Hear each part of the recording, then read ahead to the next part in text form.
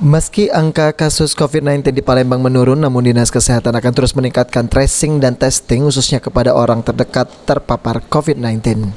Dari data Dinas Kesehatan Kota Palembang, 3T yakni untuk angka testing di bawah 5%, positif rate 2%, angka tracing 6 hingga 7%. Untuk satu kasus COVID-19 harus dilakukan pelacakan sebanyak 14 orang, sedangkan treatment sudah bagus.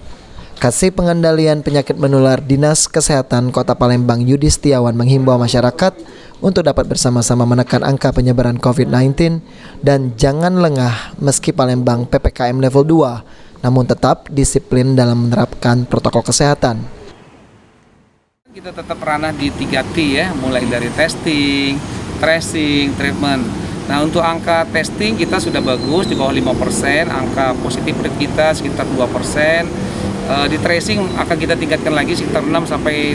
Jadi satu kasus COVID-19 itu harus dilakukan pelacakan terhadap kontak eratnya paling tidak 14 orang. Kita masih di angka 6-7. Untuk treatment kita sudah, pandemi COVID-19 itu belum dicabut. Sekarang kita masih masuk masa pandemi COVID-19. Pertanggal 8 Oktober 2021, total kasus terkonfirmasi COVID-19 yakni 30.342 orang.